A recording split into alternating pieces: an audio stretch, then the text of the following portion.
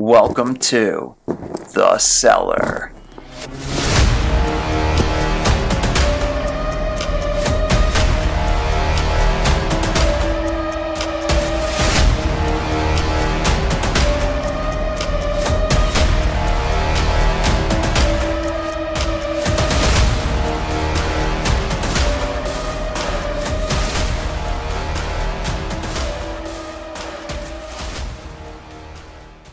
It was October 12th, 1972. Members of the amateur Old Christians Club rugby union team, along with numerous family members and friends, were boarding a chartered flight from Montevideo, Uruguay to Santiago, Chile. Due to dangerous weather conditions, the team was forced to land and spend the night in Mendoza, Argentina. After spending the night in Argentina, the flight would once again take off on October 13, 1972 at 2:18 p.m.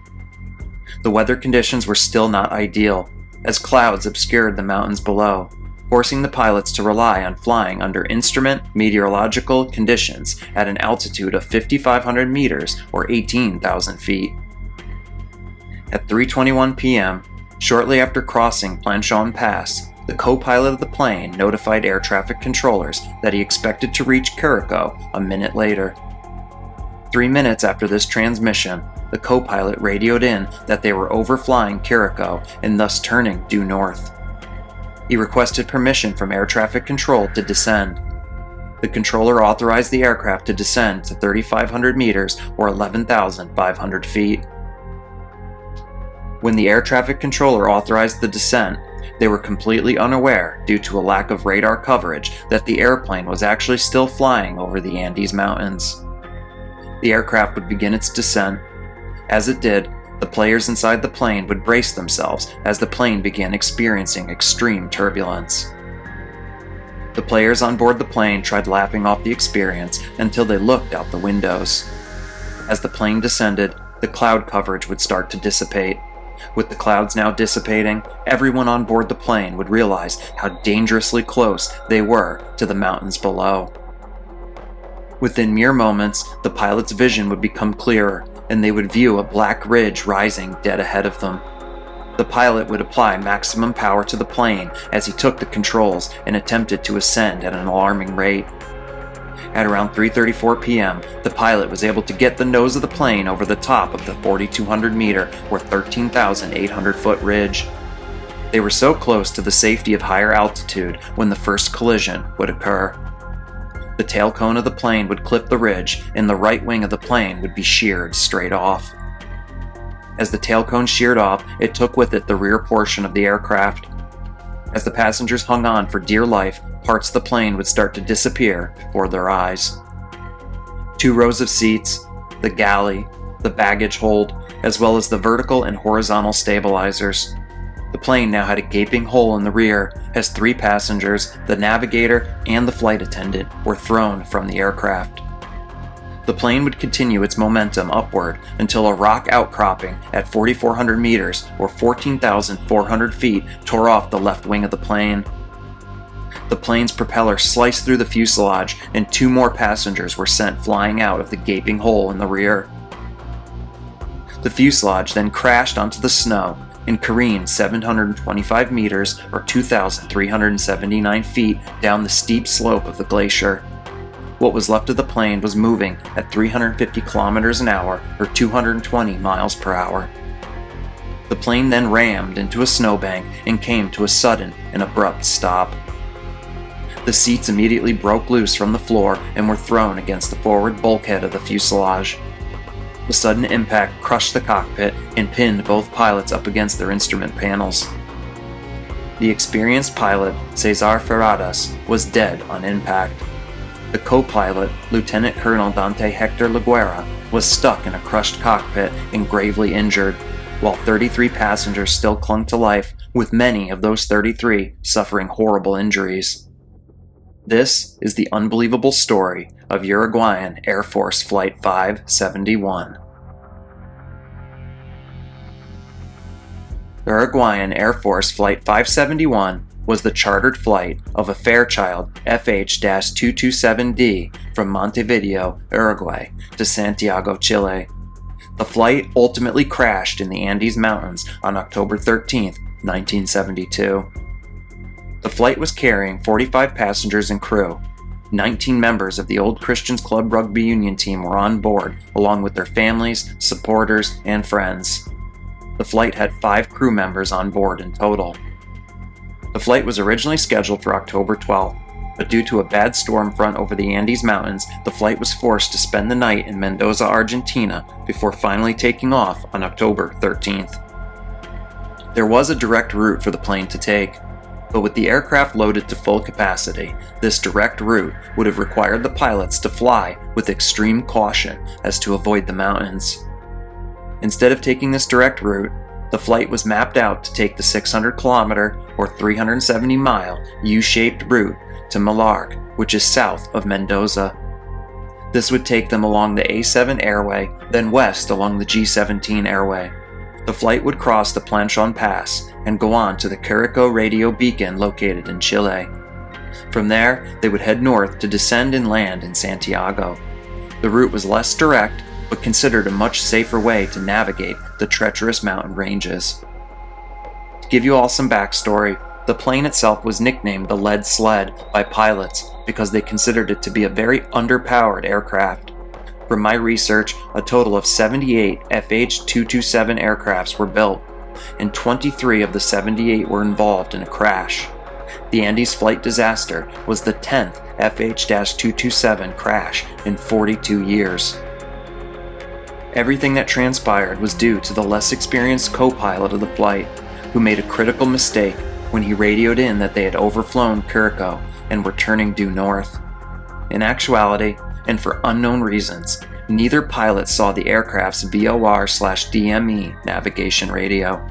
If they had checked it, they would have seen it displaying the bearing and distance to the Curicó radio beacon, which was still 60 to 69 kilometers or 37 to 43 miles due west of Planchon Pass. This critical error in flight navigation led to the horrifying crash.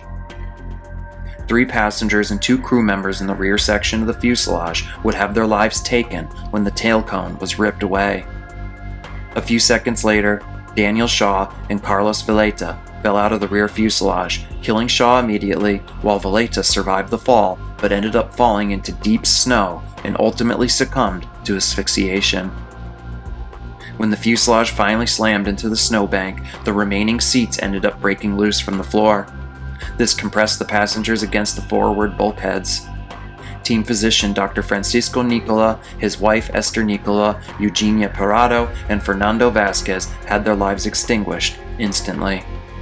The head pilot, Ferradas, would have his life extinguished instantly when the nose gear compressed the instrument panel against his chest and forced his head out of the windshield of the plane. Co-pilot La Guerrara was critically injured and ultimately ended up trapped within the crushed cockpit. Following the crash landing, he begged one of the passengers to find his pistol and shoot him. Not knowing what to do, the passengers ultimately refused to take his life. Co-pilot La Guerrara would end up passing away later that very first night. 33 passengers survived the ordeal, but many were in a dire situation.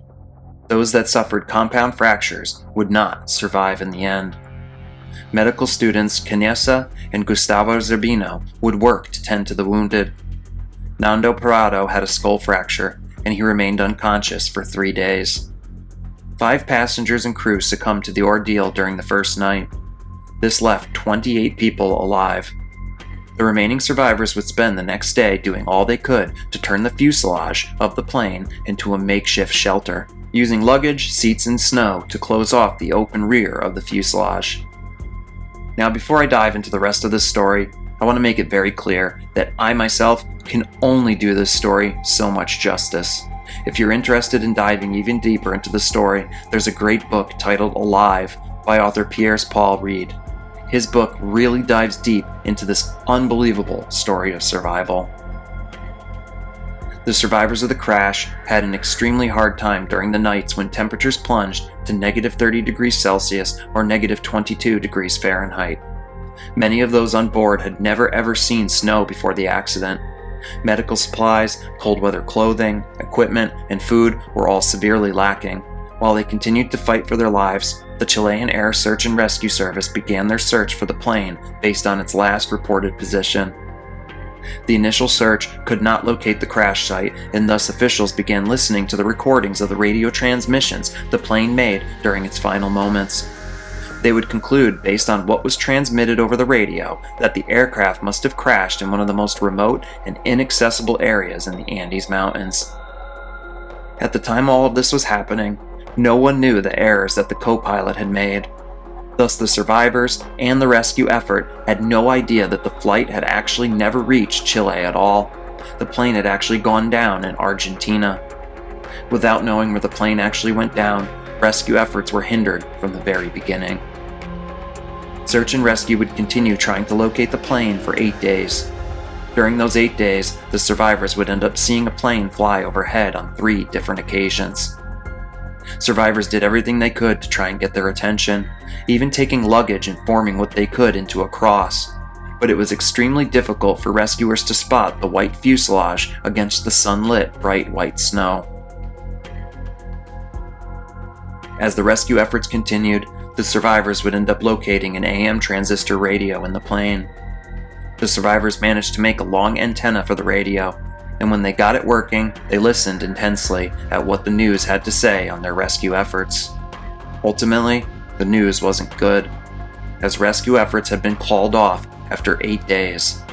This news was absolutely devastating to the survivors, who were hoping and praying for every moment for rescue. Soon the group of survivors had to take matters into their own hands. The first and biggest obstacle was food. They were all withering away, and they all knew that if they didn't eat something soon, then they would all become too weak to continue on at all. Now, this is the most controversial and most talked about aspect of the story. The survivors were stuck in an area that was barren and yielded nothing but snow for what seemed like miles and miles. This left them with an extremely moral debate.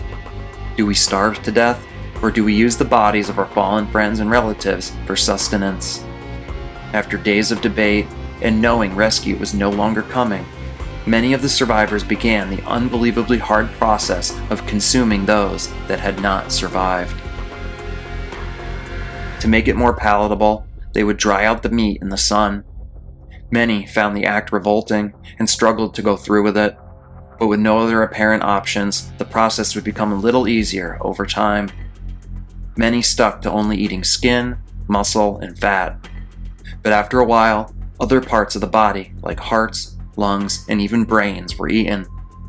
The body's need for calories becomes even more so at the high altitude that the survivors were calling home. They would continue to push ahead, eating what they could stomach and hanging on to hope that they would make it out of this ordeal alive. That now brings us to the 17th day of survival. At around midnight, the ordeal went from bad to even worse, as an avalanche would strike the makeshift home they had made within the fuselage. 8 of the survivors were completely buried alive in snow. After so many days of pushing on, their lives were extinguished in an instant. Those left alive would find a way to dig themselves out, but upon making it out of the fuselage, they would discover a blizzard raging on outside. They quickly had to return to their snow-filled home, where those remaining huddled together for warmth. The blizzard would carry on for 3 days before finally giving them some reprieve. Following the avalanche, the survivors made the decision that the only way they would survive would be to go out and find help themselves. The first big expedition would take a handful of survivors around 1.6 kilometers or 1 mile from the wreckage site. They would discover the tail section of the plane. Inside, they found luggage with a box of chocolates, 3 meat patties, a bottle of rum, bottles of Coca-Cola, cigarettes, extra clothes, comic books, medicine, and most importantly, the aircraft's batteries. The following day, the expedition attempted to push on further, but after almost freezing to death, they made the decision to turn around and go back to the fuselage, hoping that maybe, just maybe, they could use the battery to make an SOS call for help. Sadly, that call would never be made, as the battery they brought back wasn't powerful enough to make the radio work. After numerous days of trying, they finally gave up, returning to the only option they had, walking out of there and finding help. The biggest obstacle was the freezing temperatures at night. They had almost frozen to death on the prior expedition, so coming up with a plan to survive the nights was critical. Eventually, the idea of making an extremely insulated sleeping bag was put to task. They would sew and create a large quilt and then stitch it together to fashion a sleeping bag. They would then use insulation from the rear of the fuselage, along with electrical wire and some waterproof fabric that was found covering the plane's air conditioning. On December 12th, 3 men would begin their trip to try and find help. With no experience, no climbing gear, and little knowledge of where they were or where help even was, the expedition seemed a long shot at best. The trek was arduous and painstakingly slow at times, but eventually they would reach a high point, and to their surprise, all they saw was endless snow-covered mountains in every direction. The task before them seemed ever more daunting, but the men decided then and there that it was better to die trying than to slowly waste away back at the plane. Upon looking around from their viewpoint, the men would locate 2 mountaintops that were lacking snow, and thus made the decision that they would head in that direction, hoping that help was somewhere out there. It would take them 10 days before they started to see any signs of life. On that 10th day, the men were exhausted and reaching the end of what their bodies could handle, but they kept pushing forward before finally locating another human being. As they made camp at a river, 3 men on horseback were seen on the other side. They attempted to yell and communicate with them, but the river was too loud to be heard. One of the men on the other side yelled "tomorrow" before riding away. That man would return the following day with a pad and pen. The man would throw it over the river, and the survivors would write a note explaining who they were and where they had come from. The Chilean man received the note and immediately knew who these people were. He was baffled that anyone could have survived that long up in the mountains, but nonetheless, he needed to get them help. The man would ride off down the river, eventually finding a road and hailing a truck that would drive him to the local police station. He would inform the police of his discovery, and soon the Chilean army was contacted and on their way. While the army was being notified, the 3 men that had made it down from the mountains were taken to a nearby village where they were fed and given a place to sleep. While they ate and rested, a rescue mission was being put together. Soon the Chilean Air Force sent out 3 rescue helicopters, first stopping in the small village to speak with the survivors and get an idea of where they needed to go to save the rest. On December 22, 1972, 2 of the Chilean helicopters arrived at the wrecked fuselage in the mountains. Due to the altitude and weight restrictions, they were able to take half of the survivors away and to safety right then and there. The other half would have to wait until the following day as 2 more helicopters returned to complete the rescue efforts. Following the avalanche, 3 more lives had perished due to infection and starvation. 45 had boarded the plane, 33 had survived the crash, and 16 would unbelievably make it off the mountain and live to tell about it. This has to be one of the most unbelievable stories of human survival I've ever researched and dove into. I remember when I was in high school that I'd read the book detailing what had occurred, but it had been such a long time since I had looked into this story. The most unbelievable feat, beyond just surviving 72 days in the Andes Mountains, has to be the trip those 3 men took to get out of there and find help. If not for their heroic journey, this story may have ended with far more lives lost. At the end of the day, the 3 men had climbed 839 meters or 2,753 feet from the crash site to the western ridge of the glacier at an altitude of 4,503 meters or 14,774 feet.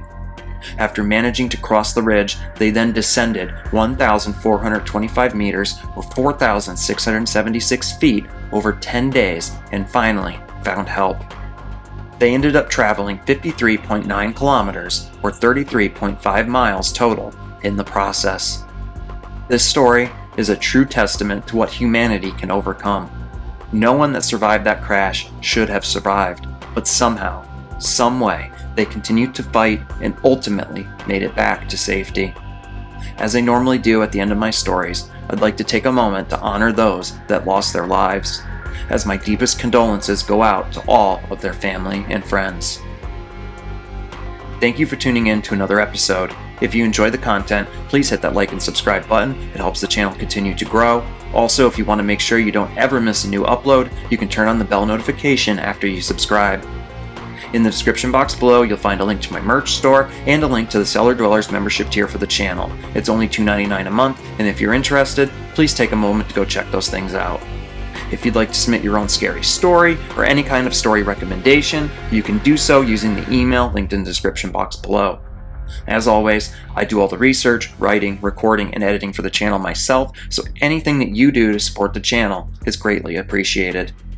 Until next time, I will see you all again as we head back into the cellar.